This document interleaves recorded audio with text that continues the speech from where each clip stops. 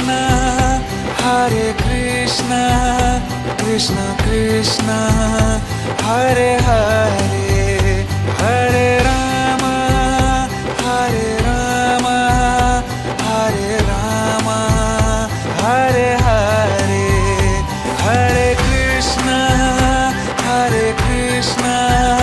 Krishna Krishna, Hare Hare, Hare Rama, Hare Rama, Hare Rama, Hare Hare.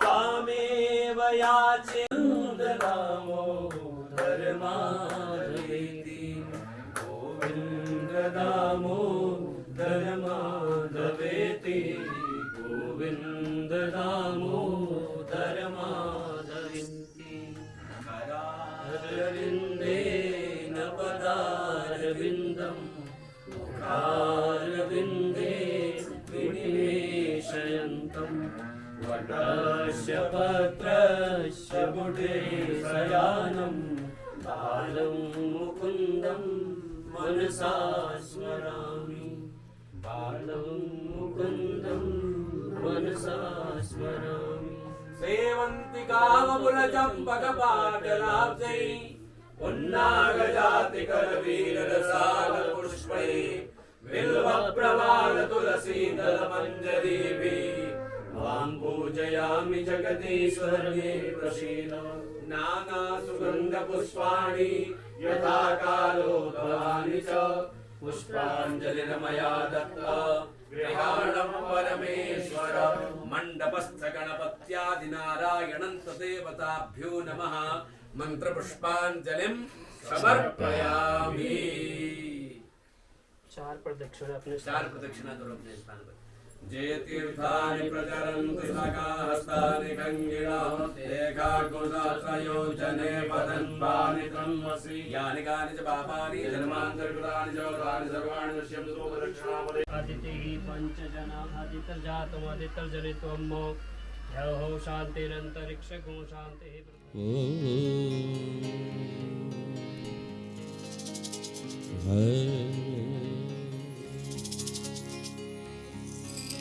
हे हरे हे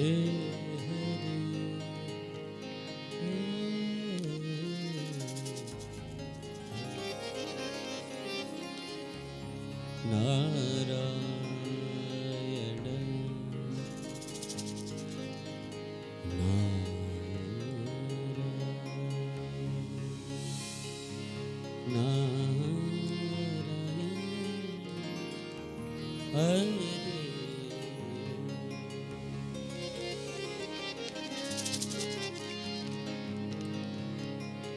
ध्येयं सदा परिभवग्नमभीष्टदोहम्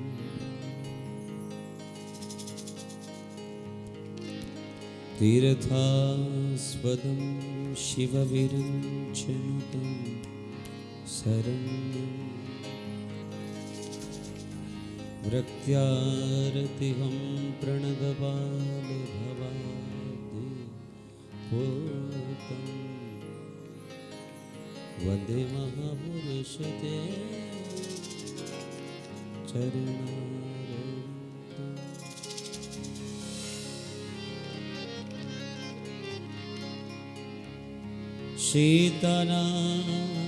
सीतानाथसमारम्भा श्रीरामानन्दाय मध्यमा अस्मदाचार्यपर्यन्तं वन्दे गुरु परम्परा।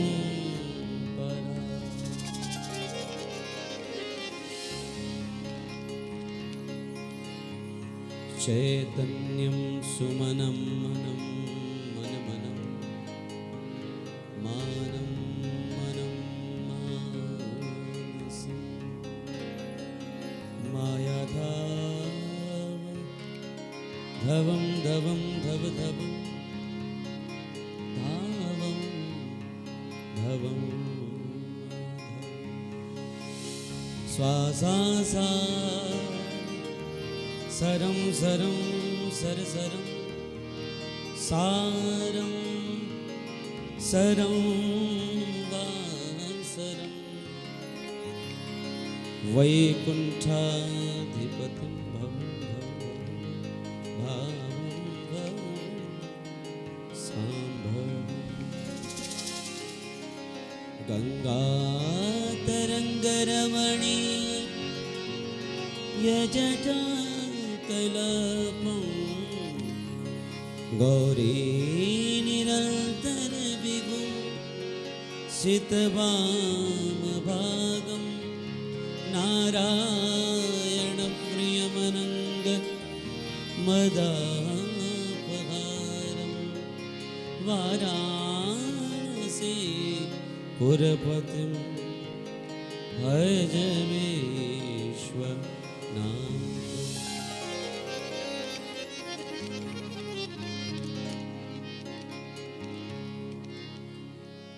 नारायणं नमस्कृत्य नरं चैव नरोत्तमं देवीं सरस्वतीं व्यासं ततो जयमुदीरये।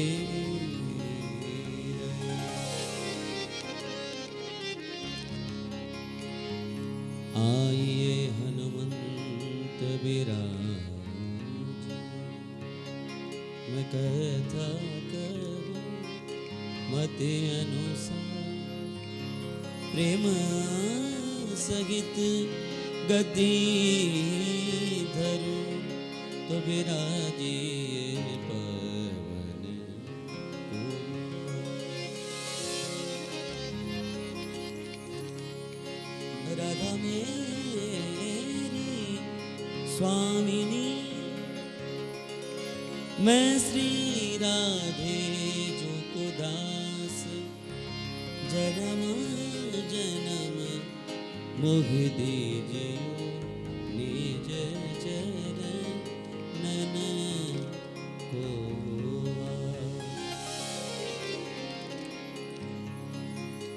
मारो प्रणाम बांके बिहारी को, मारो प्रणाम बांके बिहारी को, मारो प्रणाम बांके बिहारी को, मारो प्रणाम बांके बिहारी को, मारो प्रणाम बांके बिहारी को, मारो प्रणाम बांके बिहारी को, मारो बांके बिहारी को, मारो प्रणाम।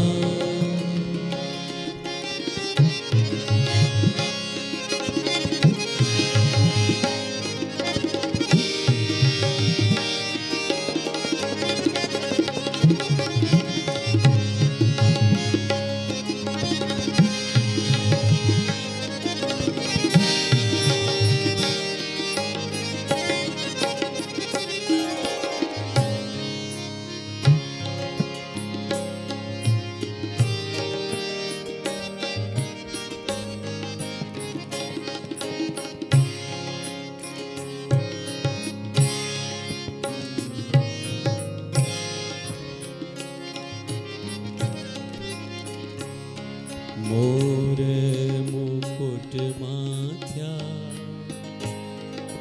तिलक बिराजा, मोर मुकुट माथ्या तिलक बिराजा, मोर मुकुट माथ्या तिलक बिराजा,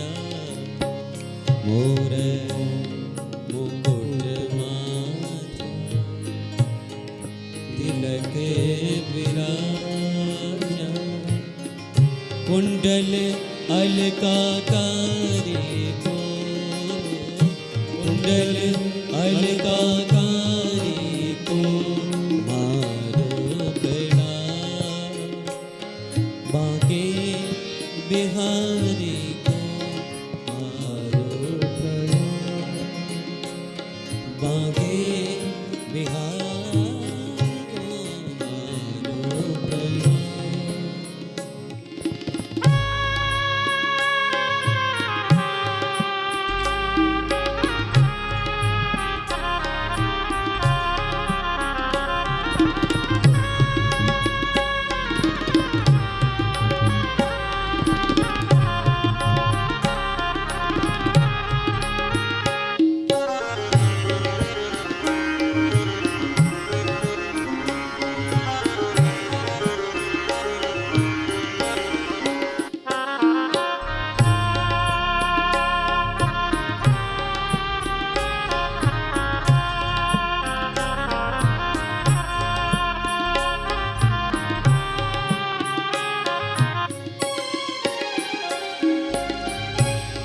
अधर मधुर धर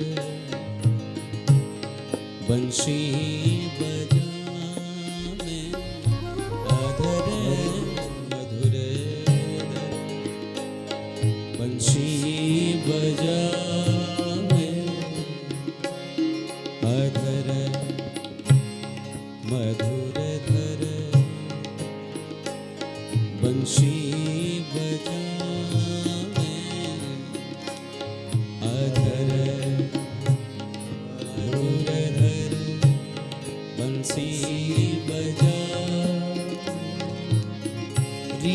रिझावे राधा प्यारी को, रिझावे राधा प्यारी को,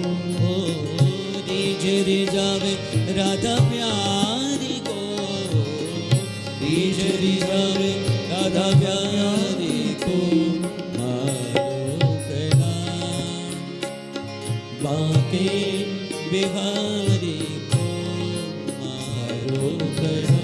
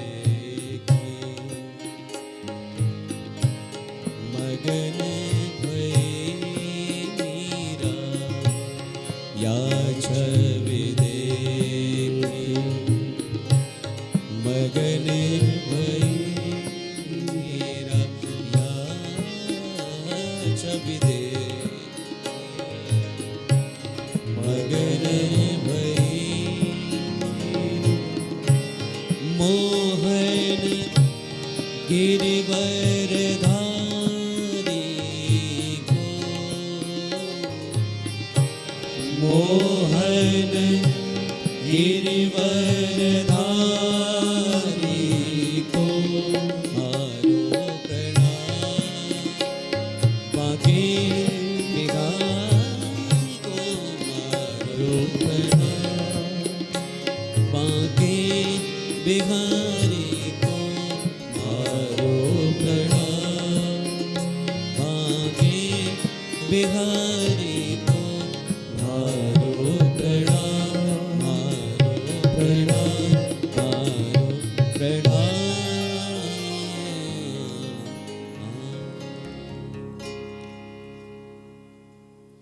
बोले कृष्ण कन्हैया लाल की जय हो। परम मंगलमय परात्पर बढ़ाओ थोड़ा।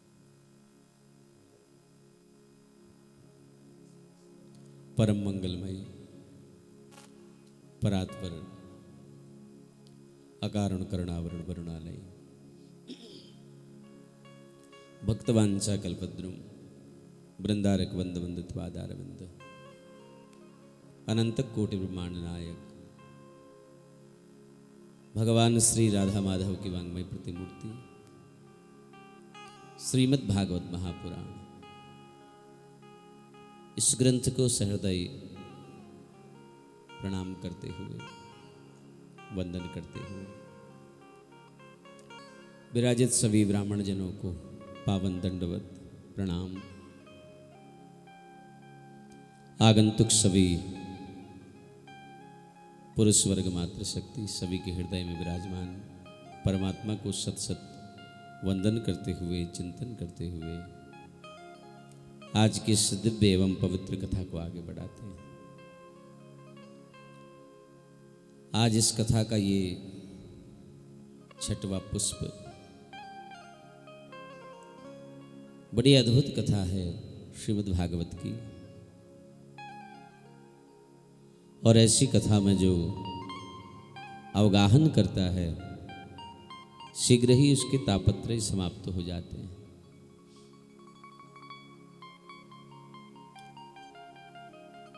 श्रीमान वेदव्यास जी महाराज श्रीमद् भागवत की कथा में कहते हैं कि धन्यैर भागवती वार्ता प्रेत पीड़ा निवारणी। धन्य है ये भागवत की कथा जो प्रेत की पीड़ा को भी हर लेती है। अद्भुत ये कथा है, सबके ताप को तो हरती ही है, प्रेत की पीड़ा को भी हर लेती है। ये मानवाः पाप कृतस्तु सर्वदा सदा दुराचार रता विमार्गगाः क्रोधाग्निदग्धाः कुटिलश्च कामिना सप्ताह यज्ञेन कलौ पुनन्ति ते। जिस मानव ने जीवन पर्यंत पाप ही पाप किया और पाप करते करते उसकी मृत्यु हो गई, मृत्यु के पश्चात वो प्रेत बन गया, ऐसे प्रेत के निमित्त भी यदि कथा कही जाए तो वो भी मुक्त हो जाता है। तो जीते जी तो छोड़िए, मरने के बाद भी ये कथा मुक्त करती है। बड़ी अद्भुत कथा है भागवत की। ऐसी कथा में जो अवगाहन करता है उसके तापत्रय समाप्त हो जाते हैं। किसी संत से सुना कि मानसरोवर भी दो हैं। कितने हैं? दो। एक तो हमारा कैलाश मानसरोवर, इसी पिथौरागढ़ से यात्रा होती है। मानसरोवर यदि जाना हो तो पिथौरागढ़ से ही जाना होता है, इसी पिथौरागढ़ से यात्रा होती है। एक मानसरोवर कैलाश पे है और दूसरा मानसरोवर ये है, ये भागवत जी, ये व्यास जी का मानसरोवर। उस मानसरोवर में जाना पड़ता है और ये मानसरोवर स्वयं हमारे पास चल करके आता है। वहां जो कैलाश मानसरोवर है वहां जाना बड़ा कठिन है, मार्ग बड़ा दुर्गम है, बड़ा जटिल बड़ा कठिन मार्ग है। वहां यदि जाना है तो सबसे पहले मेडिकल चेकअप कराओगे, मेडिकली फिट पाए गए तो आपको वहां जाने दिया जाएगा। अगर मेडिकली अनफिट हो गए तो फिर आप वहाँ धन होने के बाद भी नहीं जा सकते हो, है ना। बड़ा कठिन है महाराज। मार्ग में कई हिंसक जंतु भी मिल जाते होंगे, कहीं ऐसा है कि पगडंडी पे भी चलना पड़ता होगा, बड़ा कठिन है। वहां हर कोई नहीं जा सकता है, बूढ़ा नहीं जा सकता है वहां। दूसरा है ये मानसरोवर सुखदेव जी का, यहाँ कोई भी आ सकता है, चाहे वो दुरितात्मा हो, पापात्मा हो, दुष्टात्मा हो, पुण्यात्मा हो, कोई भी यहाँ आ सकता है, सबका स्वागत है। बूढ़ा हो, बच्चा हो, जवान हो, यहाँ कोई रोक टोक नहीं, यहाँ वीज़ा नहीं लगता किसी को, पासपोर्ट की जरूरत नहीं है इस मानसरोवर में जाने के लिए। उस मानसरोवर में भी नीला निर्मल जल है और इस मानसरोवर में भी जल है। वहाँ निर्मल जल है, ठंडा जल है, बर्फीला जल है, और इस मानसरोवर में प्रेम का जल है।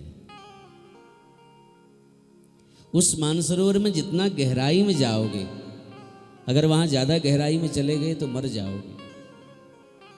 और भागवत रूपी जो मानसरोवर है, इसमें जितनी गहराई में जाओगे तरते चले जाओगे, तो इसलिए अद्भुत है। तो इसलिए स्मरण और चिंतन, ये दो चीजें हमेशा बना करके रखिए। क्या क्या? स्मरण और चिंतन। कल आपने श्रवण किया गिरिराज जी की लीला। गिरिराज महाराज को प्रणाम करके इंद्र चले गए। इंद्र ने कहा, प्रभु मुझे ब्रजमंडल में वास मिले, ब्रज में मेरा निवास हो जाए। भगवान ने कहा, इंद्र अभी स्वर्ग के प्रशासन को करो, फिर कभी तुम्हारी ब्रज के प्रति निष्ठा बनी रहेगी तो निश्चित तुम्हें ब्रज में वास मिलेगा। तो इंद्र पूरे ब्रजमंडल को प्रणाम करके वहां से चले गए। ब्रजमंडल को प्रणाम करके गए हैं और सुरभि गाय ने आकर के आज गोविंद को अपने दुग्ध से अभिषेक कराया है। वास्तव में सुरभि गाय ने भगवान का नाम गोविंद रख दिया। क्या रख दिया? गोविंद। गाह विंदति इति गोविंदः। जो वेद लक्षणा वाणी को संरक्षण प्रदान करे उसे गोविंद कहते हैं। जो वेद की सुरक्षा देवे उसका नाम है गोविंद। तो आचार्य श्री सुखदेव जी बड़ा सुंदर वर्णन करते हैं। सुखदेव जी कहते हैं, देखो परीक्षित, प्रेम ही प्रधान है। और देखो तीन चीजें हैं, ज्ञान, वैराग्य और भक्ति। बिना भक्ति के ज्ञान नहीं होता है और ज्ञान के बिना भक्ति संभव नहीं है। इसलिए भगवान गीता जी में कहते हैं कि ब्रह्मभूतः प्रशांतात्मा न शोचति न कांक्षति समः सर्वेषु भूतेषु मद्भक्तिं लभते परा। भगवान ने गीता में कहा है, जब प्राणी ज्ञान की चरम परिणति पर पहुंचता है तो उसे मेरी पराभक्ति प्राप्त हो जाती है। और भक्ति भी दो प्रकार की है सज्जनों। एक है प्रारंभिक भक्ति, जिसे हम सकाम भक्ति कहते हैं। प्रारंभिक भक्ति में जीव जब प्रवेश करता है, उसके माध्यम से भगवान का स्तवन करता है, तो उस भक्ति की अंतिम स्थिति आ जाने के बाद ज्ञान प्राप्त हो जाता है। और ज्ञान के मार्ग पर चलते चलते जब व्यक्ति अंतिम परिस्थिति पर पहुंचता है, अंतिम स्थिति पर पहुंचता है, तो मद भक्ति लभते पराम। नारद भक्ति सूत्र में वर्णन आया है कि भुक्ति मुक्ति स्पृहायावद पिशाची हृदि वर्तते तावत् प्रेम सुख क्षात्र कथम अभ्युदयो भवे। परमात्मा की भक्ति के बदले जो हम भोग की कामना करते हैं, मोक्ष की इच्छा रखते हैं, वो भक्ति श्रेष्ठ नहीं हो सकती है महाराज। इसलिए भगवान के चरणों में जो भक्ति की जाए वो निष्काम करो। निष्काम प्रीति से भगवान रीझ जाते हैं। क्या हो जाते हैं? रीझ जाते हैं। इसलिए भगवान के चरणों में जो प्रेम हो वो निष्काम हो। निष्काम प्रीति से गोविंद रीझते हैं। भागवत में श्रीमान सुखदेव जी महाराज कहते हैं, कोई चारों वेदों में प्रकांड ब्राह्मण हो, 6 शास्त्रों में निष्णात कोई विद्वान हो जाए, लेकिन भगवान के चरणों में यदि प्रेम नहीं है तो भगवान उससे कभी मिल नहीं सकते। इसलिए भगवान को यदि पाना है तो जीवन में प्रेम को लाना होगा। जीवन में प्रेम को बढ़ाओ तो परमात्मा अपने आप प्राप्त हो जाएगा। मैं कल भी बोला था कि राम ही केवल प्रेम प्यारा। भगवान को कोई चीज प्रिय लगती है तो उसका नाम है प्रेम। एक बार एक राजा ने एक साधु से पूछा। एक राजा की एक साधु से मुलाकात हुई और साधु से पूछा, महाराज वो मिलेगा कैसे? क्या पूछा? वो मिलेगा कैसे? क्या कभी मुझे भगवान मिलेगा? राजा ने पूछा। महात्मा ने कहा, प्यारे कभी फुर्सत में जवाब दूंगा। महात्मा से मिलकर के उस राजा को भगवान से मिलने की इच्छा जाग गई, जागृत हो गई।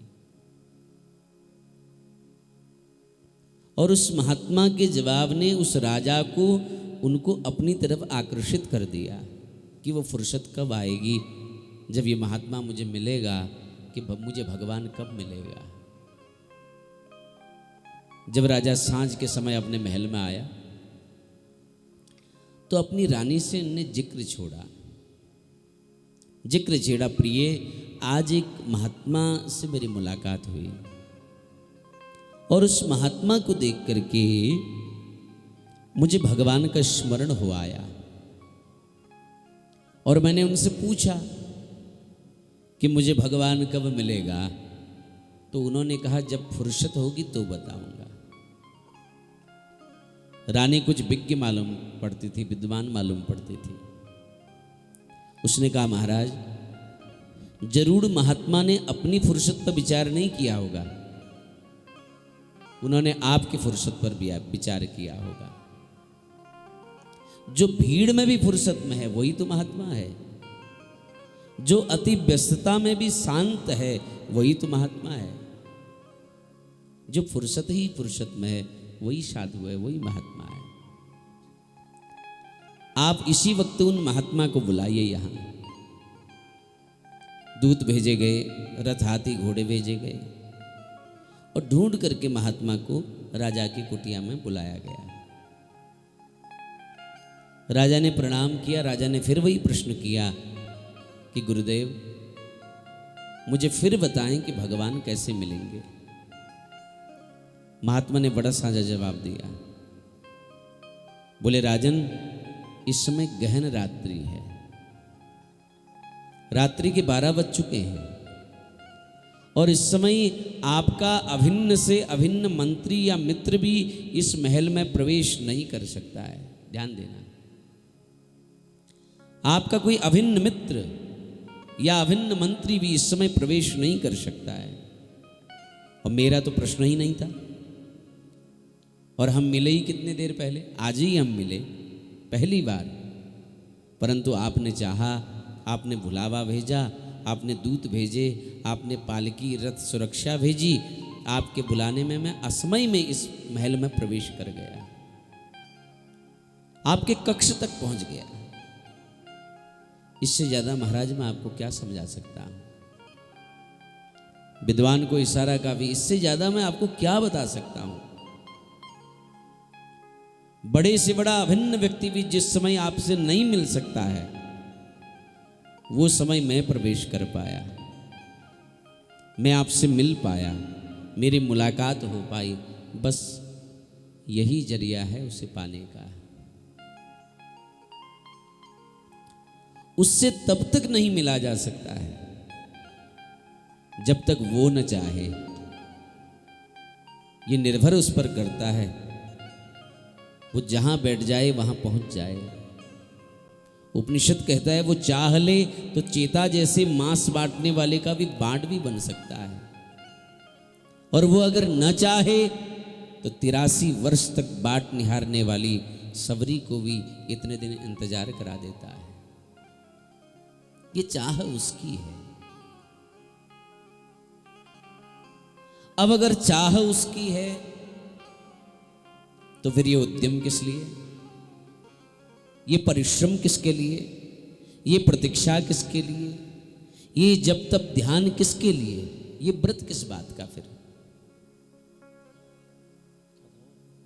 बस बात स्पष्ट है, जब तक वो नहीं चाहेगा तब तक वो नहीं मिलेगा। पर तुम सबके पास एक अवसर है, इतना जान लो कि वो कब चाहेगा। जब तक वो नहीं चाहेगा वो मिलेगा नहीं, बस इतना विचार लो कि वो कब चाहेगा। इतना सबको विचारना है कि वो चाहेगा कब। जब आपके अथक प्राप्त करने की लौल्यता का उसे अनुभव होगा, जब उसे लगेगा कि ये मेरे लिए प्रयासरत है, उस दिन वो मिल जाएगा। तो इसलिए भगवान को प्राप्त करने के लिए वेदों की आवश्यकता नहीं है कि कोई वेद में निष्णात हो, कोई 6 शास्त्रों का विद्वान हो, तो इसका मतलब ये नहीं उसे परमात्मा मिल जाएंगे। परमात्मा को प्राप्त करने के लिए प्रेम चाहिए। जब तक प्रेम न हो तब तक परमात्मा को प्राप्त नहीं किया जा सकता है। बोले बाल कृष्ण लाल की जय। अब जो है आचार्य सुखदेव जी महाराज जिस लीला की चर्चा करने जा रहे हैं,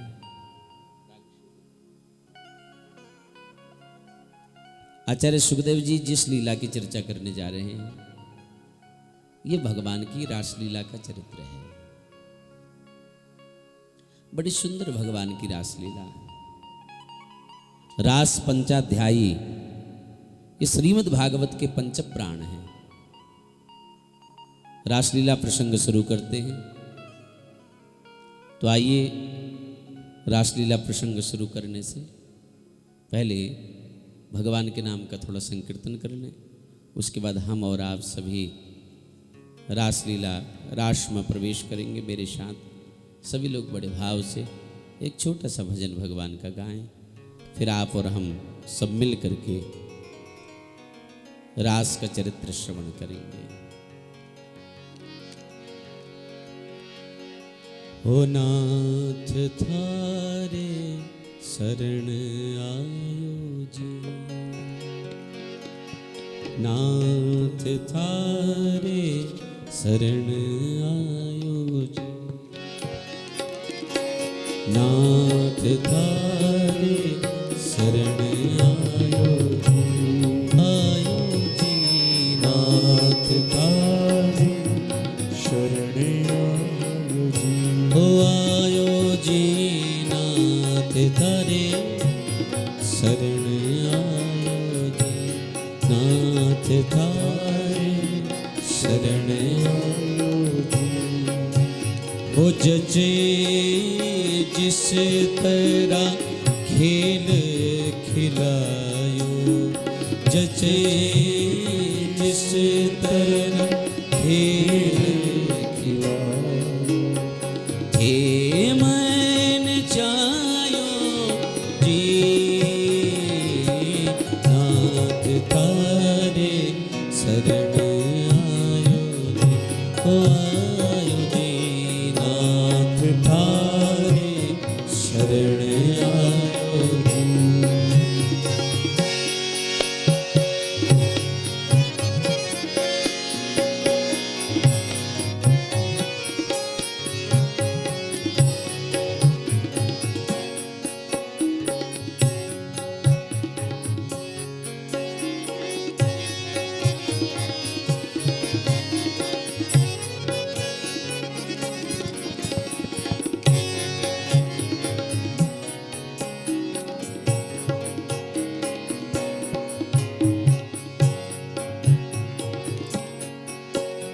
ये बोझो सभी उतरे ओ मन को, बोझो सभी उतरे ओ मन को, दुख बीन सायो जी, बोझो सभी उतरे ओ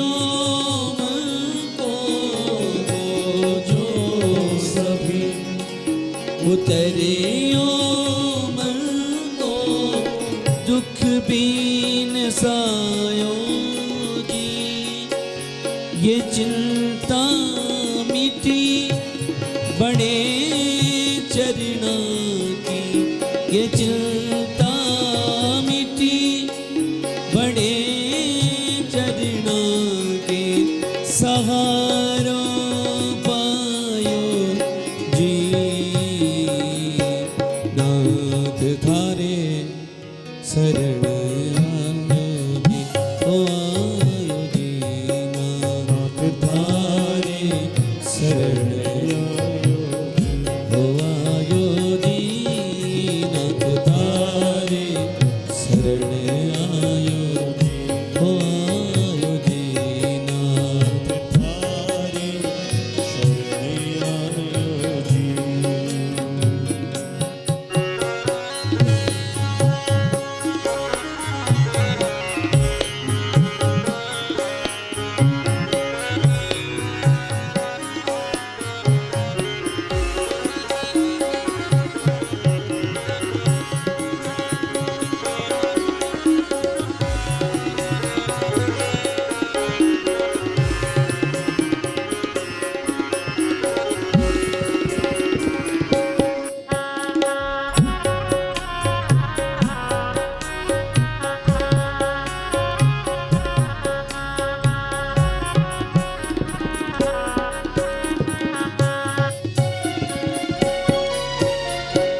सोच फिकर अब सारो, सोच फिकर अब सारो, थारे ऊपर आयो जी,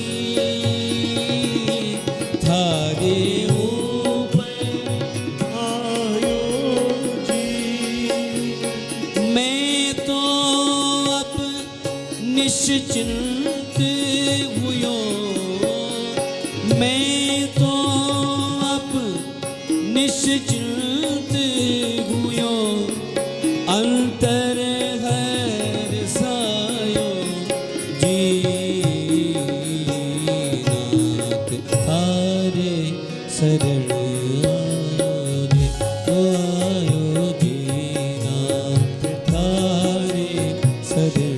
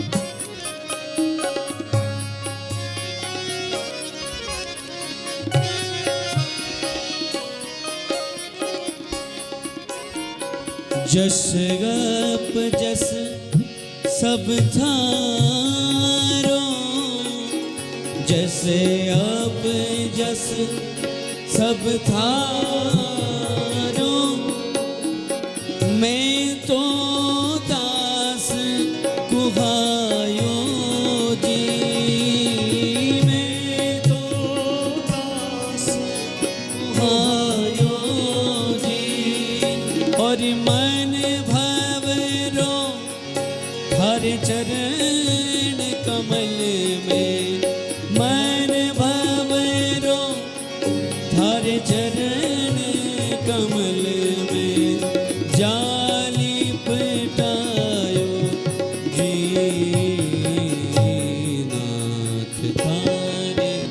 शरण आयो जी, ओ आयो दीनानाथ थारे शरण आयो, नाथ थारे शरण आयो जी, नाथ थारे शरण आयो, नाथ थारे शरण आयो जी, ओ आयो जी नाथ थारे शरण आयो जी, ओ आयो जी नाथ थारे शरण आयो, ओ आयो जी नाथ थारे शरण आयो जी, ओ नाथ थारे शरण नाथ थारे नाथ थारे नाथ थारे शरण आगे। कृष्ण कन्हैया लाल की। तो रास का प्रसंग बड़ा अद्भुत है, बड़ा पावन है, और ऐसे रास के प्रसंग में हम सभी प्रवेश करेंगे। बड़ी सुंदर रास की चर्चा वेद व्यास जी करने जा रहे हैं। बड़ी गंभीर चर्चा है। मैं सभी से निवेदन करूंगा, कृपया शांत होकर के व्यर्थ की चर्चा न करते हुए रास के प्रसंग को श्रवण करें। पहले तो हमें ये समझना होगा कि रास क्या है। आजकल हम लोग कई कथाएं देखते हैं, सुनते हैं। लोग समझते हैं रास का मतलब नाचना और गाना है। नहीं, नाचने गाने का नाम रास नहीं है।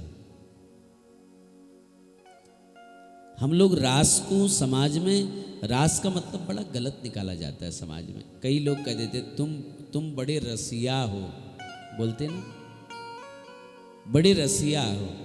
लेकिन रसिया बहुत पवित्र शब्द है, ध्यान देना। रसिया बहुत पवित्र शब्द है महाराज। रास बड़ा पवित्र शब्द है। रास किसे कहते हैं? जीव और ईश्वर के मिलन को ही रास कहते हैं, ध्यान देना। जब जीव और ईश्वर का मिलन होता है उसका नाम क्या है? रास। ये कोई स्त्री और पुरुष का मिलन नहीं है महाराज, ध्यान देना। रास किसी स्त्री पुरुष का मिलन नहीं है, ये जीव और ईश्वर का मिलन है, जिसे कहते हैं रास। और जिन गोपियों के साथ में भगवान ने रास किया, वो गोपियां कौन हैं? कि गोपी कोई स्त्री है? गोपी स्त्री नहीं है महाराज। गोपी एक भाव है। गोपी मैं भी हो सकता हूं, गोपी आप भी हो सकते हैं, गोपी हम सब हो सकते हैं। गोपी तो भाव है। आप कभी वृंदावन जाएं और 2-4 दिन वृंदावन प्रवास करें तो आप देखिए कितने पुरुष जो है गोपी भाव में भ्रमण करते हैं। सखी संप्रदाय के लोग गोपी भाव में ही भ्रमण करते हैं। वो साड़ी भी पहनते हैं, है ना, उनका भाव है। गोपी एक भाव है। गोपी कई स्त्री नहीं है महाराज। गोपी किसे कहते हैं? गोभी इंद्रिय कृष्ण रसम पिबति इति गोपी ही। जो प्रत्येक इंद्रिय से कृष्ण रस का पान करे उसका नाम है गोपी। ये गोपी कोई स्त्री नहीं है महाराज। और देखा जाए तो संसार में कोई पुरुष है ही नहीं, ध्यान देना। संसार में कोई पुरुष है ही नहीं। पुरुष तो केवल एक है, वो नारायण, वो कृष्ण। उसके इतर यदि कोई कहे मैं पुरुष हूं, यदि मैं बोलूं मैं पुरुष हूं, तो मात्र अभिमान है बस। पुरुष तो एक ही है संसार में। परमात्मा की दृष्टि में थोड़ा ही है कि ये स्त्री, ये पुरुष, ये कुत्ता, ये बिल्ली, ये गधा, ये परमात्मा की दृष्टि में नहीं है। परमात्मा की दृष्टि में संसार में जितने भी जीव जंतु हैं सब परमात्मा की दृष्टि में सभी स्त्री हैं। क्या है? स्त्री। इसलिए भगवान को जगतपति कहा गया है। क्या है? जगतपति। वो जगत के पति हैं, वो मेरे भी पति हैं, वो आपके भी पति हैं, हम सब के पति हैं। भगवान की दृष्टि में संसार में जितने भी जीव हैं वो सब स्त्री हैं। पुरुष तो यहाँ कोई है ही नहीं। पुरुष तो केवल एक है, उनका नाम है नारायण, कृष्ण। एक बार मीरा वृंदावन गई। वृंदावन में कोई एक गोस्वामी जी थे जो बड़ा अच्छा सत्संग करते थे। मीरा ने उनके बारे में सुना कि गोस्वामी जी बहुत अच्छा सत्संग करते हैं, तो पहुंच गई गोसाई जी के पास। लेकिन गोसाई जी की एक विशेषता थी,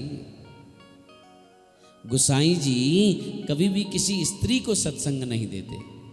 उनके सत्संग में स्त्री प्रवेश वर्जित।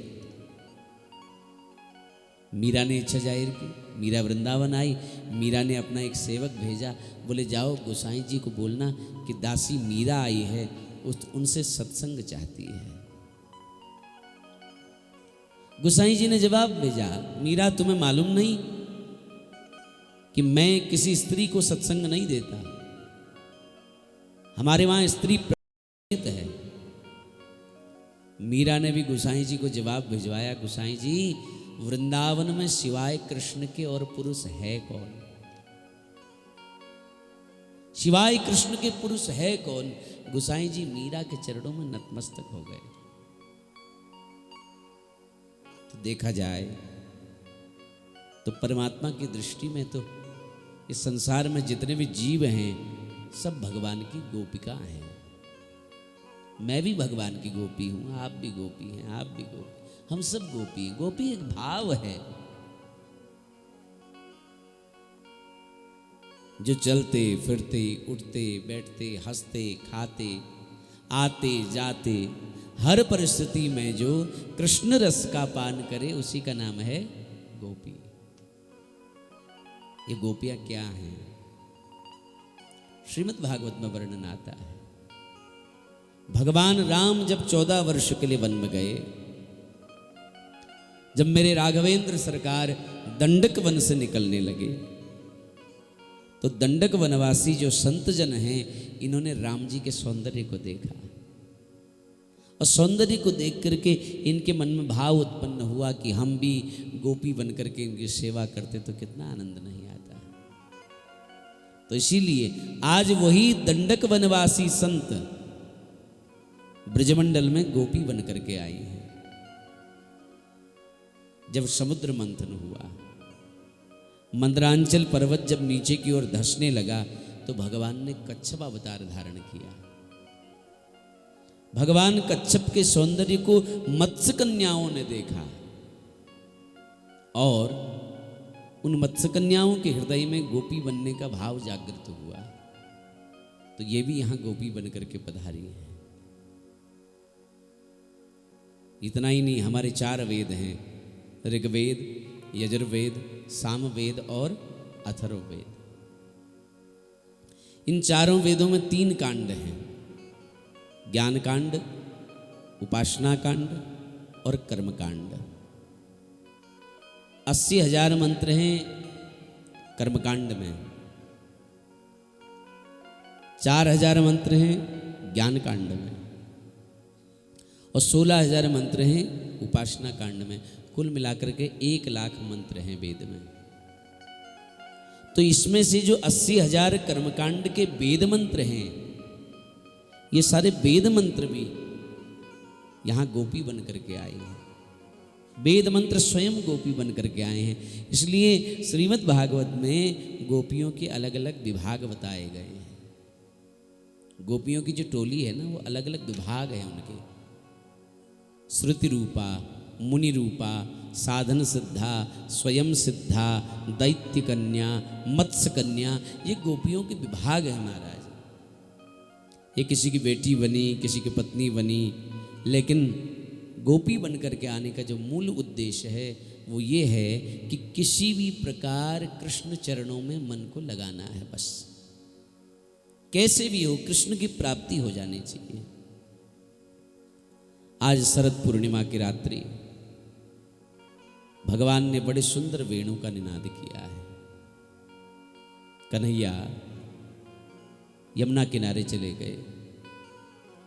कल निनादनी पावन यमुना के तट पर आकर के शरद पूर्णिमा की रात्रि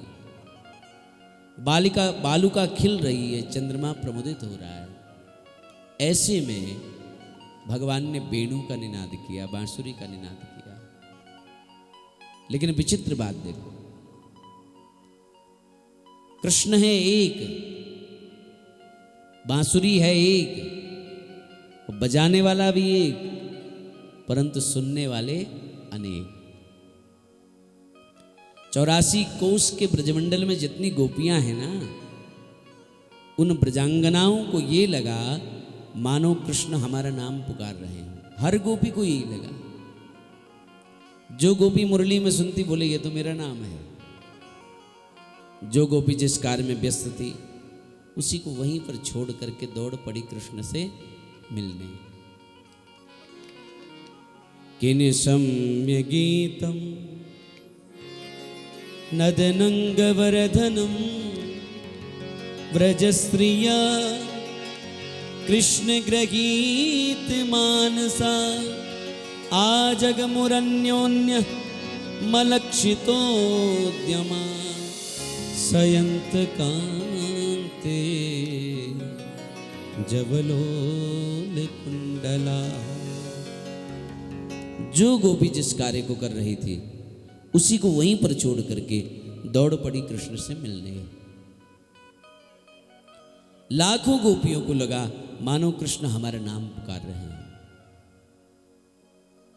और सभी गोपियां भगवान के पास दौड़ दौड़ करके आने लगी।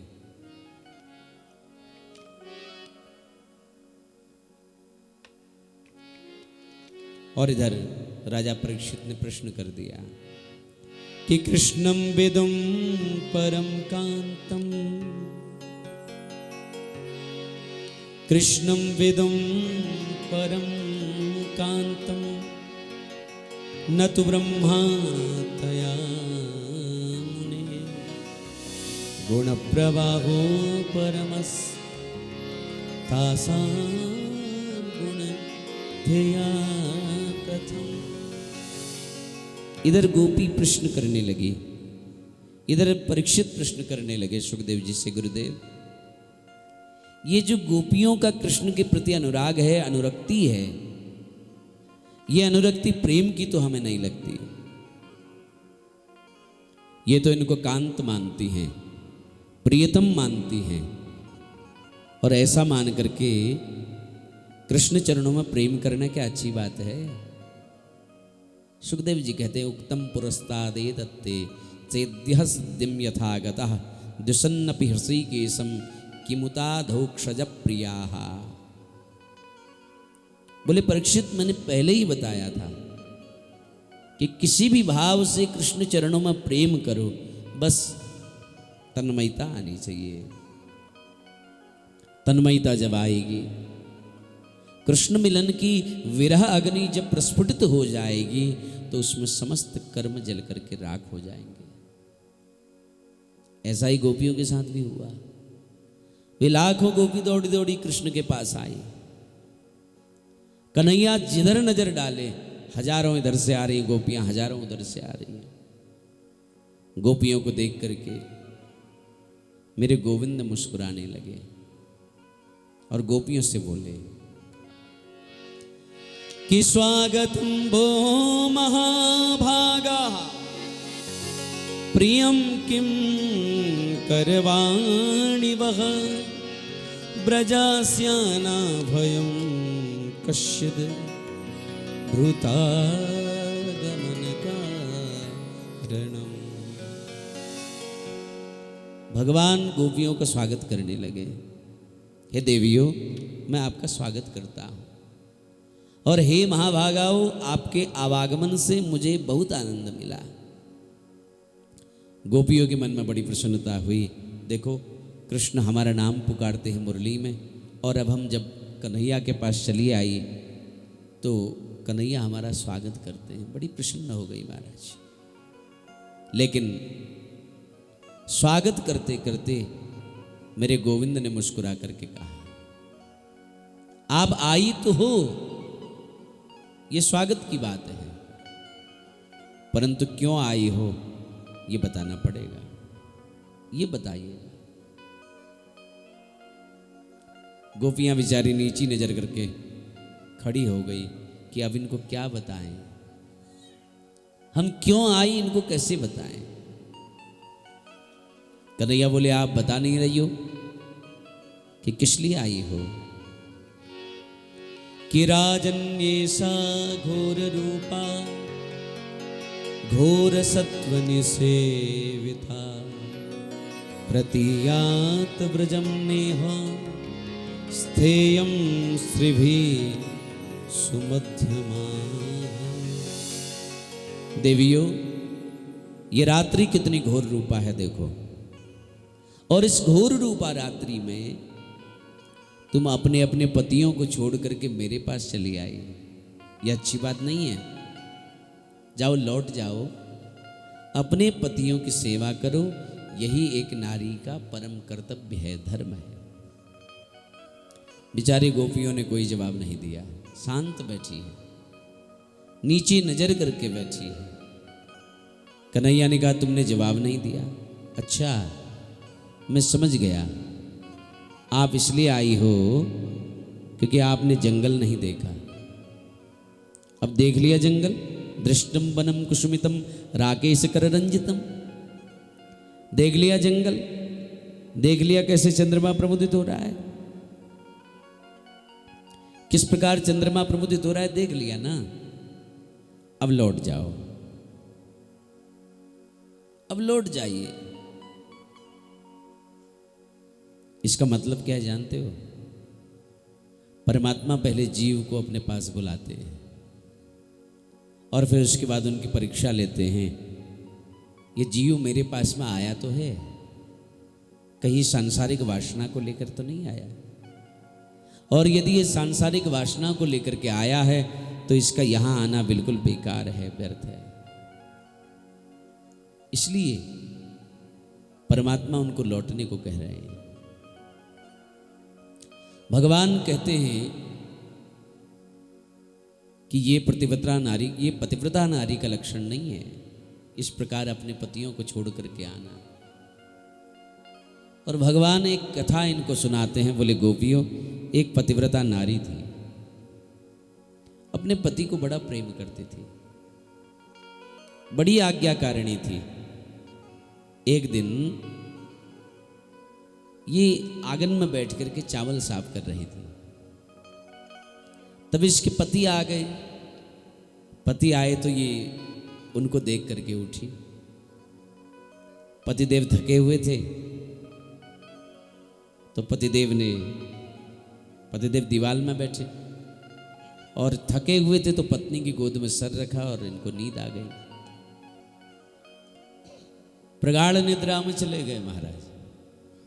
इसका नन्हा सा छोटा सा बालक जो कि आंगन में खेल रहा था, 1.5 साल का बच्चा, आंगन के बीचों बीच एक अग्निकुंड था। यह बच्चा अग्निकुंड की ओर बढ़ने लगा और जो ही अग्निकुंड की ओर जाने लगा तो इसको लगा मेरा नन्हा सा बालक ये कहीं अग्निकुंड में गिर न पड़े। ये क्या जाने अग्नि क्या होती है, ये कहीं अग्नि में गिर न पड़े। और अब सोचने लगे क्या करूं, अगर पति को जगा के बच्चे को बचाती हूं तो मेरा पतिव्रत धर्म नष्ट होता है, और यदि ऐसा नहीं करती हूं तो मेरा बच्चा मरता है। फिर सोचने लगी यद्यपि मेरा बच्चा जल करके राख हो जाए लेकिन मैं मेरा पतिव्रत धर्म नहीं तोड़ूंगी। और देखते ही देखते वो नन्हा सा बालक अग्निकुंड में गिर गया। इसने अपनी आंखों को बंद कर लिया, रोने लगी बेचारी। थोड़ी देर बाद जब पति की नींद खुली, पति जब जागे तो सीधे अग्निकुंड के पास गई और अग्निकुंड में झांक कर देखा तो इसका नन्हा सा बालक जो है उसमें किलोल कर रहा था, अग्नि में खेल रहा था। ये पतिव्रत धर्म का प्रताप था कि पतिव्रत धर्म के प्रताप से वो अग्नि संतप्त हो गई, शांत हो गई। और एक तुम हो जो अपने अपने पतियों को छोड़ करके मेरे पास चली आई, जाओ लौट जाओ। गोपियों ने कोई जवाब नहीं दिया। थोड़ी देर बाद गोपियां कहने लगी, गोविंद ऐसी दो चार कथाएं हमें भी आती हैं। बोले आती हैं तो सुनाओ। तब जाकर के गोपी कहने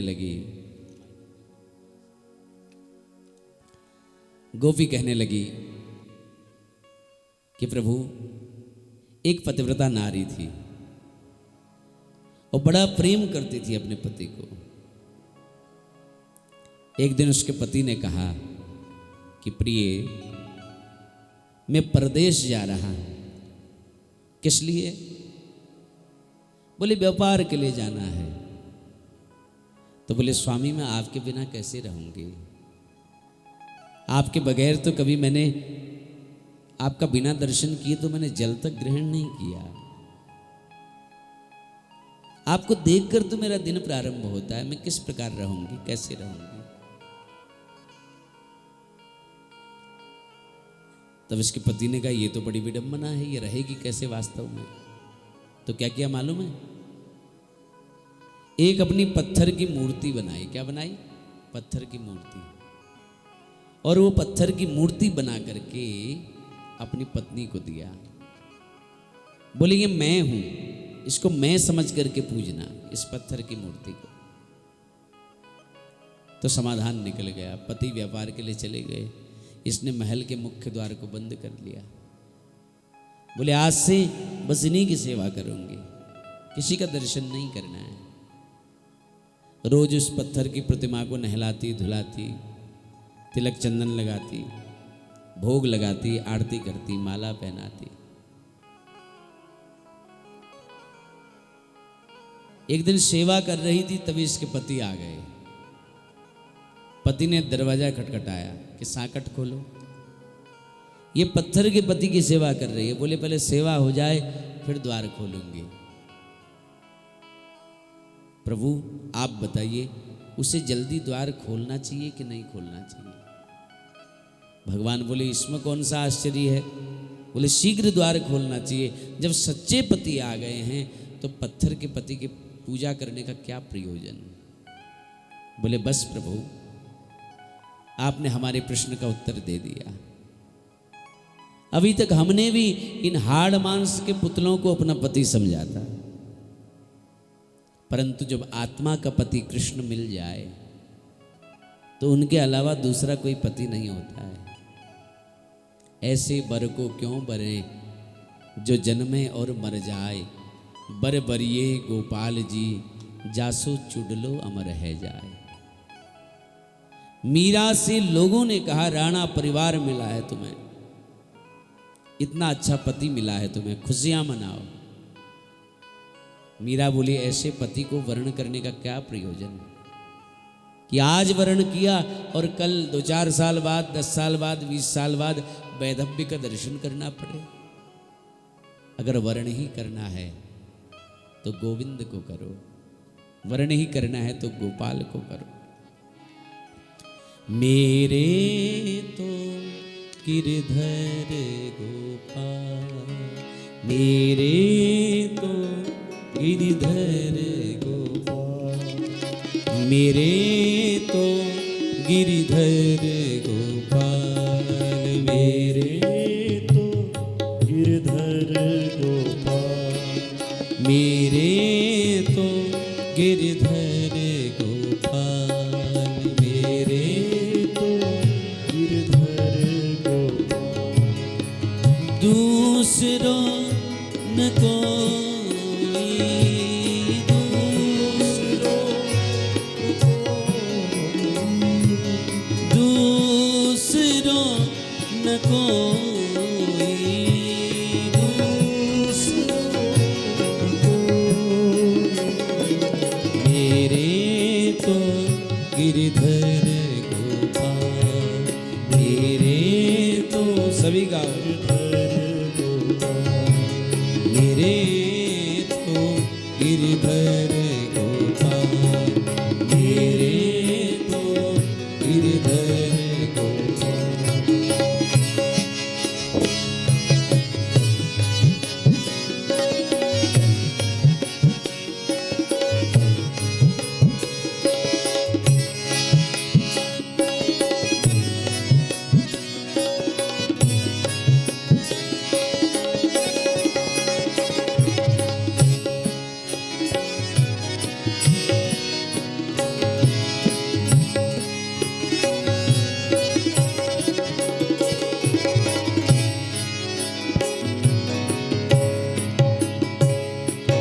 असुवन जल सींच सींच प्रेम बेल बोई, असुवन जल सींच सींच प्रेम बेल बोई।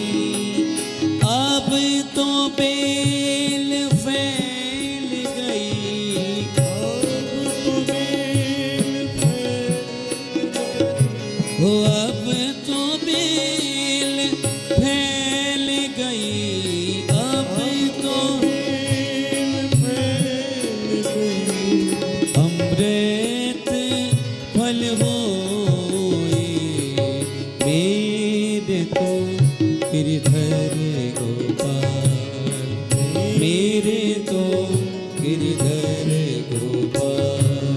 दूसरो न कोई, दूसरो न कोई, मेरे तो गिरधर गोपाल, मेरे तो गिरधर गोपाल।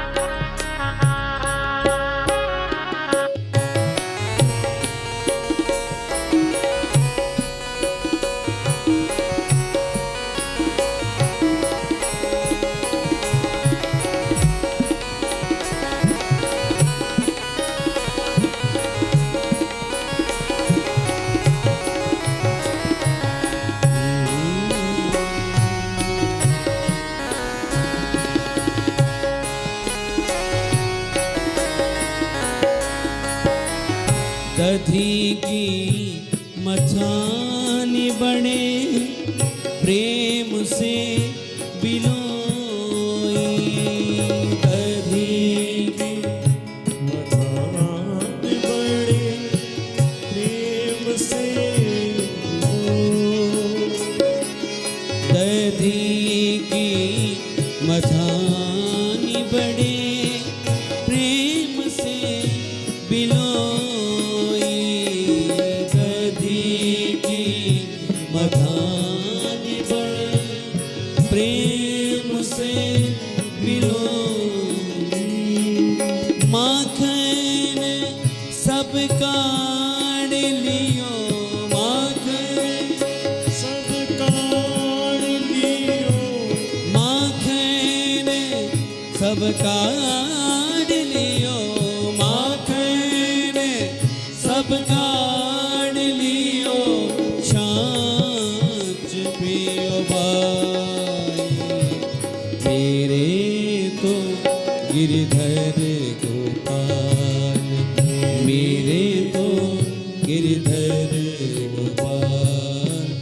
दूसरो कोई, दूसरो न कोई, मेरे तो गिरधर गोपाल, मेरे तो गिरधर गोपाल।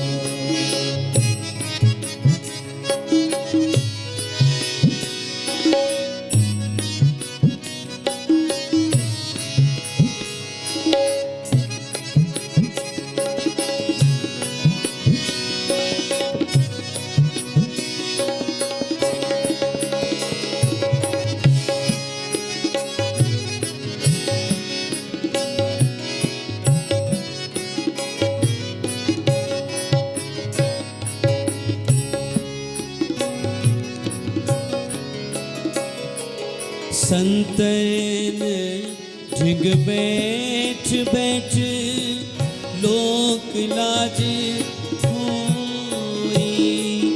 संतन ढिग बैठ बैठ लोक लाज होई।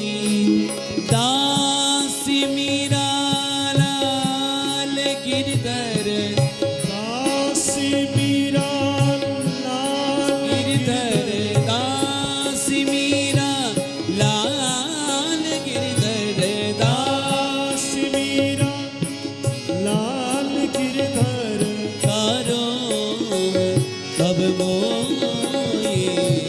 मेरे तो गिरधर गोपाल, मेरे तो गिरधर गोपाल।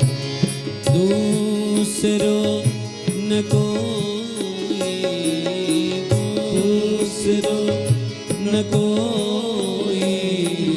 मेरे तो गिरधर गोपाल, मेरे तो गिरधर गोपाल। सभी गाइए। मेरे तो गिरधर गोपाल, मेरे तो गिरधर गोपाल। वो दूसरो न कोई, दूसरो न कोई। मेरे तो गिरधर गोपाल, मेरे तो गिरधर गोपाल। ओ मेरे तो गिरधर गोपाल, मेरे तो गिरधर गोपाल। कृष्ण कन्हैया लाल की जय। तो मीरा की इस अद्भुत भावना का कौन आदर नहीं करेगा। मेरे कहने का तात्पर्य केवल इतना है कि मीरा का ये जो अद्भुत भाव है, इसे हम केवल वाणी से बोल नहीं सकते हैं। ये चरित्र में उतारने का विषय है। ये केवल और केवल आत्म साक्षात्कार का विषय है। गोपियों ने कहा, जब आत्मा का साक्षात्कार हो जाए, उसके बाद आत्मा का पति शिवाय कृष्ण के और कोई दूसरा हो ही नहीं सकता है। मेरे गोविंद ने देखा गोपियों की भावनाएं बड़ी अद्भुत हैं, बड़ी सुंदर हैं, तो भगवान उनके साथ में रास करने को तैयार हो गए। ध्यान देना, जितनी गोपियां हैं उतने ही श्री कृष्ण बन गए।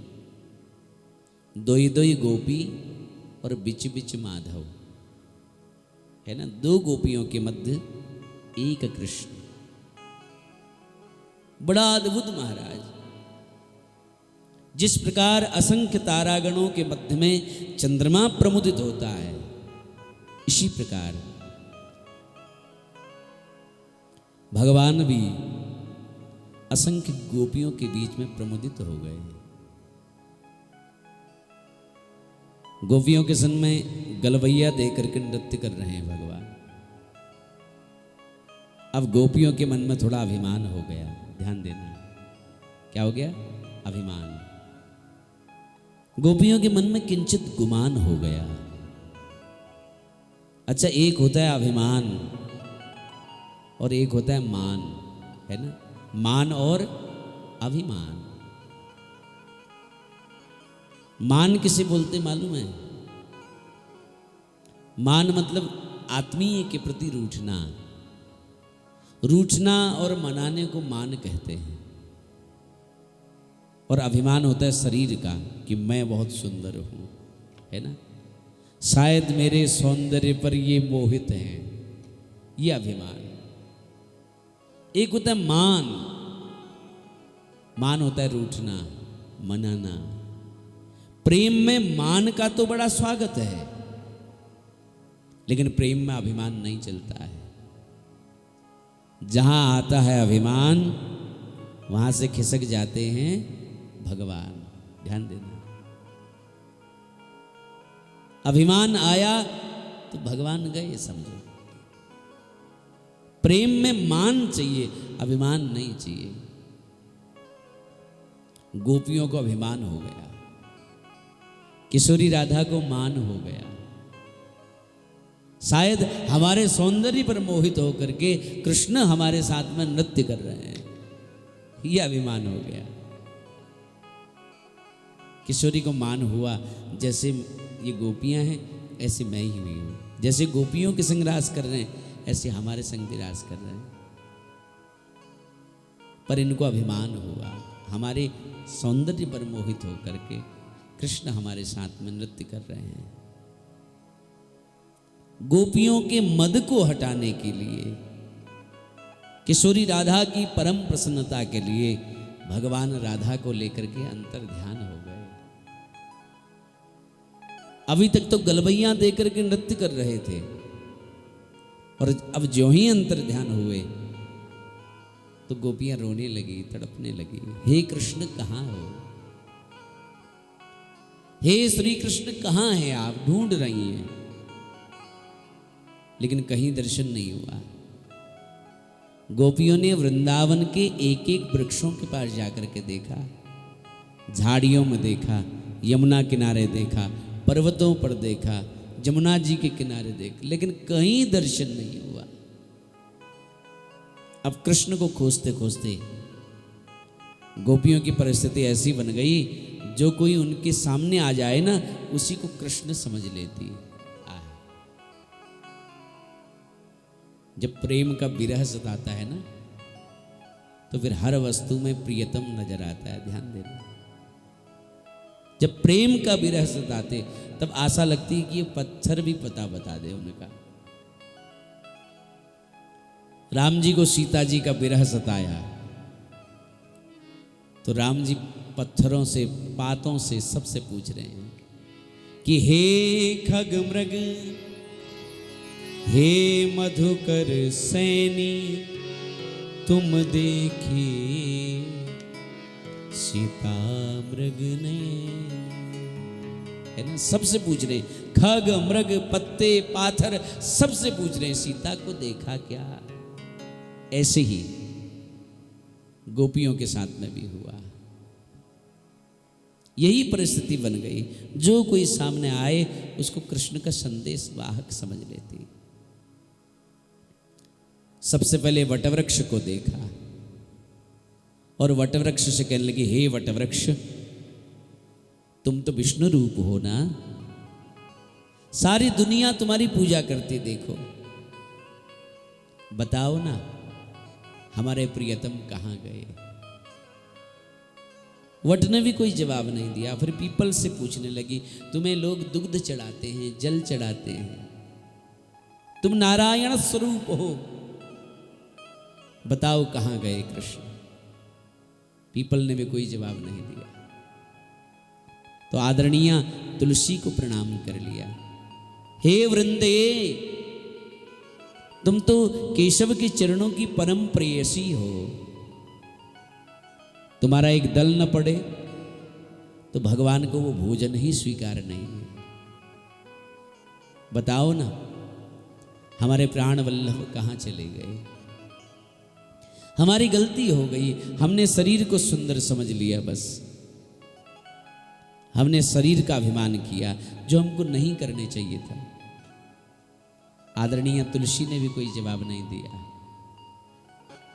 तो अंत में पृथ्वी को प्रणाम किया, हे क्षिति, हे पृथ्वी, केशव के चरणों का परम स्पंदन तुम्हें नित्य मिलता है, केशव के चरणों का परम संस्पर्श तुम्हें नित्य प्राप्त होता है। अच्छा कहीं भी गए होंगे ना तो तुम्हारे ऊपर चल करके गए होंगे, ऐसे तो नहीं जाएंगे। बताओ कहाँ चले गए कृष्ण। हम ये जानती हैं कि कृष्ण चमड़े का सौंदर्य नहीं देखते, हम ये जानती हैं कि कृष्ण शरीर का सौंदर्य नहीं देखते, वे तो सुमन देखते हैं, सुंदर मन उनको चाहिए। पृथ्वी ने भी कोई जवाब नहीं देखा। तब गोपियों ने ढूंढना शुरू किया, हे कृष्ण कहाँ हो। ढूंढते ढूंढते, खोजते खोजते ऐसे लगा मानो मैं ही कृष्ण हूं। ध्यान देना, इतना चिंतन कर लिया, ऐसा लगा मैं ही कृष्ण हूं। कृष्णोहम पश्यत गति ही, इस प्रकार उनका। और ये कोई अनुकरण नहीं है महाराज, ये अपने आप हो रहा है, स्वयं हो रहा है। इधर किशोरी राधा को लेकर के गोविंद दूर चले गए। राधा जी ने सोचा यदि मैं गोपियों से अलग रहूंगी तो गोपियों को कभी कृष्ण दर्शन नहीं हो सकता है। मैं एक बार गोविंद से दूर चले जाऊं चलेगा, लेकिन गोविंद कभी गोपियों से दूर नहीं रह सकता है। तो किशोरी राधा ने क्या किया मालूम?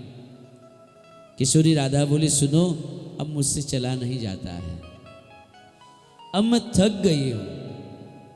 कन्हैया बोले एक काम करो। बोले क्या?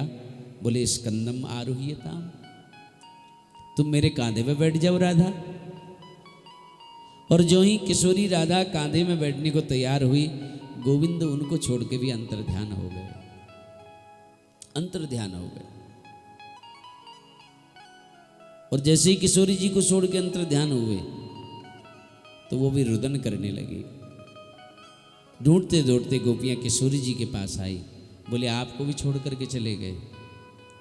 किशोरी जी बोली जो कभी तुम्हारे जीवन में था ना, आज वही कमी मेरे जीवन में आ गई, इसलिए मुझे भी छोड़ करके चले गए। राधा जी को लेकर के गोपियों ने पूरे ब्रजमंडल में ढूंढा। शरद पूर्णिमा की अर्धरात्रि, ब्रह्मा की 6 महीने की रात्रियां एकत्र हैं, लेकिन कृष्ण दर्शन नहीं हुआ। कि हानाथ रमण प्रेष्ठ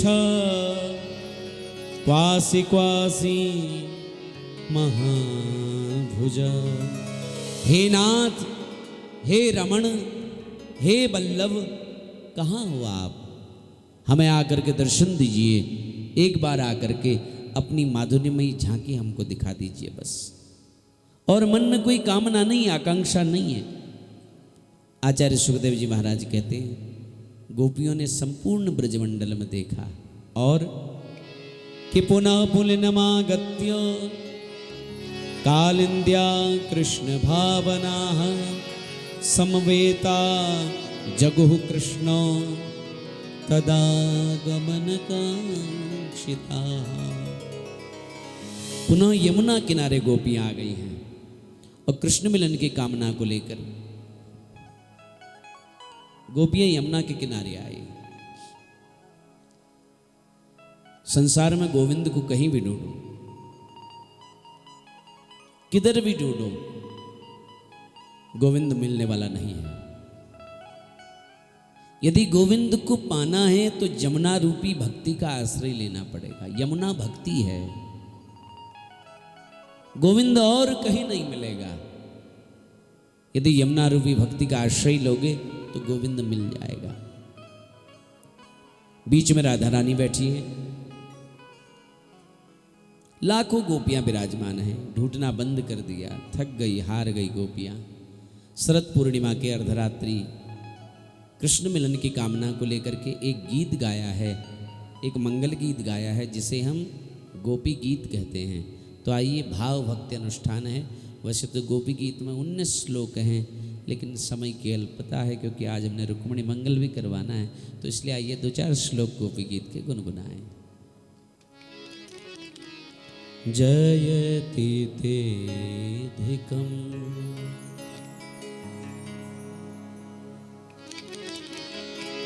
जयति तेधिकम्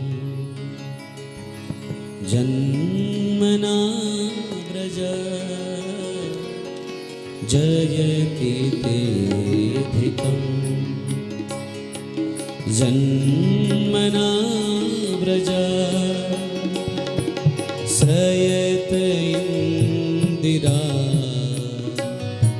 सरस्वती जयति तेधिकम् जन्मना व्रज जयति तेधिकम् जन्मना व्रज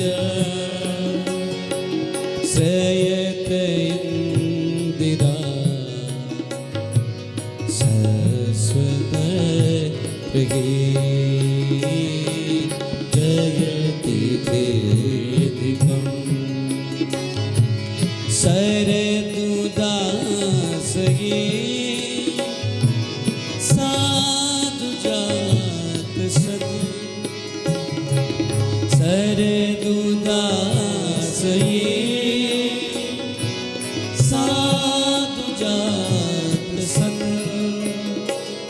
ओ सरसी जो दर श्री मुषा ऋषा सूरत नाथ ते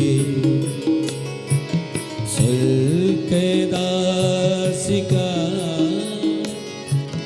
सूरत नाथ थे शुल्कदासिका वरदनीग्न तो नेह किं वदा जयति देधिकम्।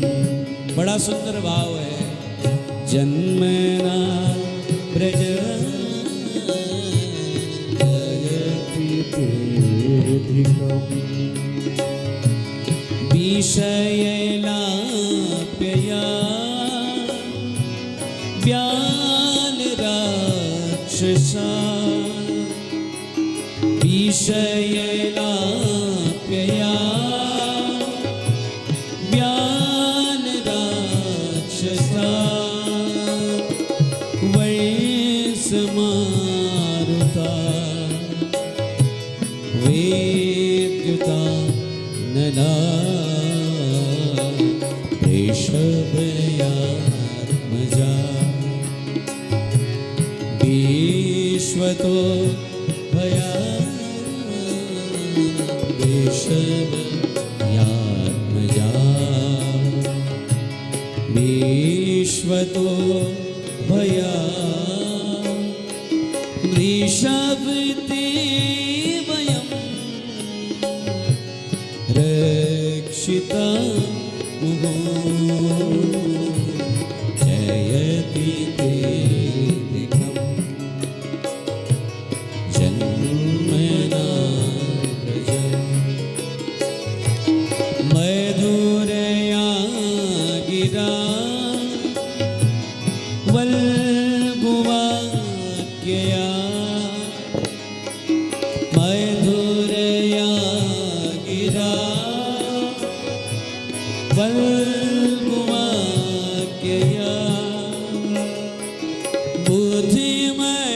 बुद्धिमनोज्ञया पुष्करे सदा विधि करीरिमा वीरमुयति विधि करीरिमा वीरमुयति अधर सीधुना आप्ययस्वना जयति तेधिकम् जन्मना व्रज जयति तेधिकम् जन्मना व्रज तव कथामृतम् तप्तजीवनम् तव कथामृतम् तप्तजीवनम् कविभिरीडितं कविभिरीडितं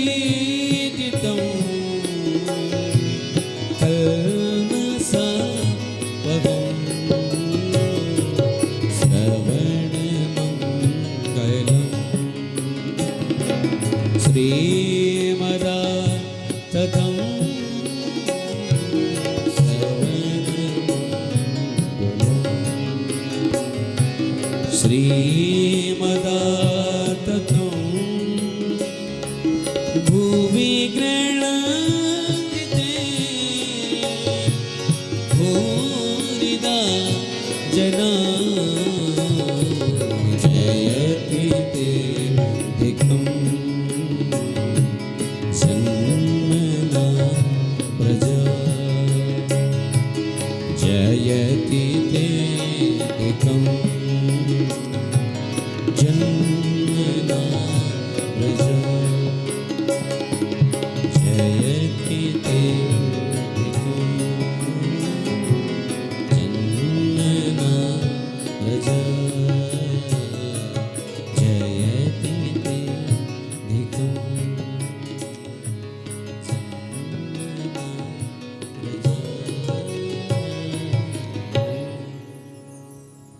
तो इस प्रकार गोपी गीत में गोपियों ने अपनी भावना को कहा है, हे गोविंद जयति तेधिकम जन्मना व्रजः, जन्मना व्रजः जयति तेधिकम।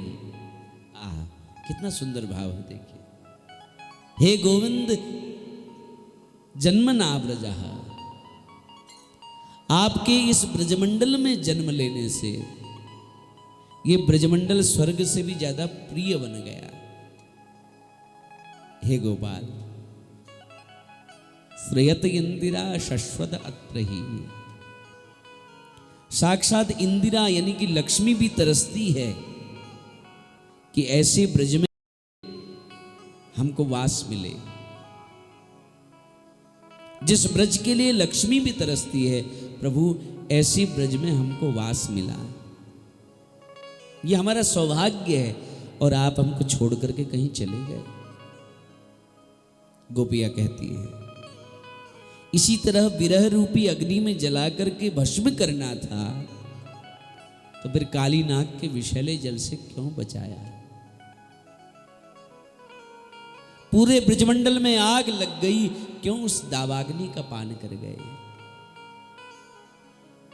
ब्रजवासी चले गए थे अजगर के मुख में, क्यों जाकर के उन्हें बचाया प्रभु? बड़े बड़े भयों से बचाने वाले गोपाल, आज हमें विरह रूपी अग्नि में जलाना चाहते हो। गोविंद, आपके चरण कैसे हैं? बोले प्रणत देहिनाम पाप कर्सनम तृण चरानुगम श्रीनिकेतनम। देखो कैसा सुंदर भाव है। जो शरणागत है उसके संकट को दूर करने वाले आपके चरण हैं। आहा, बोले पाप कर्सनम, आपके जो चरण हैं ना, वो पापों का आकर्षण करते हैं। क्या करते हैं? पापों का आकर्षण।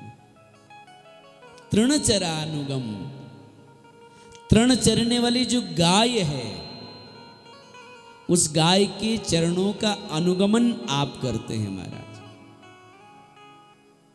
आप उन्हीं चरणों को हमारे हृदय में आसीन करें, और हृदय में जितनी भी दुर्भावनाएं हैं, हृदय में जितनी भी कामोदीप्त भावनाएं हैं, सबको दूर कर दें प्रभु।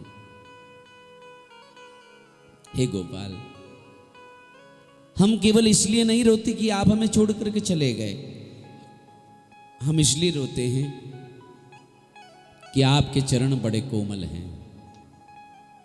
नीतम नीतम अति नवनीतम। मुझे याद है गोविंद, एक गोपी कहती है, मुझे याद है एक बार आप माखन चुरा करके भागने लगे,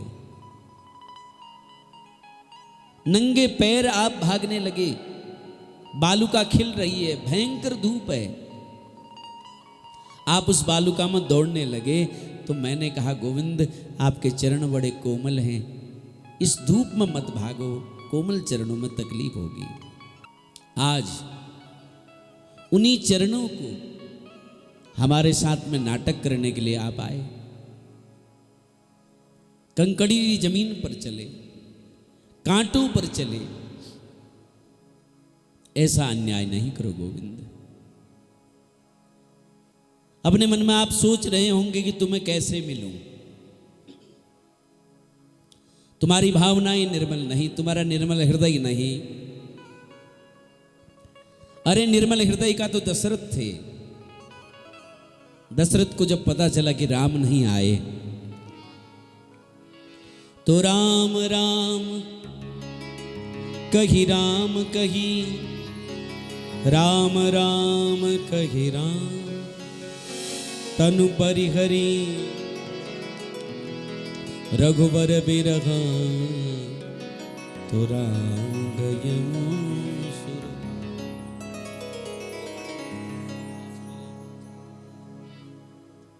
दशरथ जी को जब पता चला राम नहीं आए, तो राम राम कह करके अपने प्राणों को त्याग दिया।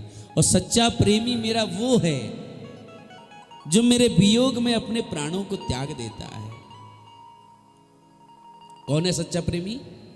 जो मेरे वियोग में अपने प्राणों को त्याग देता है। अब देखो, तुम मेरी भक्त भी हो, मेरी प्रेमिका भी हो और जीवित भी हो। सच्चा प्रेमी तो मेरा वो है जो मेरे वियोग में अपने प्राणों को त्याग दे। यदि आप ऐसा सोच रहे हो तो हम भी आपसे प्रश्न करते हैं गोविंद,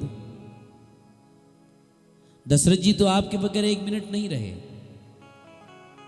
परंतु सीता माता आपके बगैर अशोक वाटिका में कैसे रह गई? क्या सीता जी का आपके प्रति सच्चा प्रेम नहीं था? राम जी ने जब हनुमंत लाल को गले लगाया और कहा, हनुमान, जानकी मेरे वियोग में जीवित नहीं रह सकती, उनका प्राणांत हो गया होगा।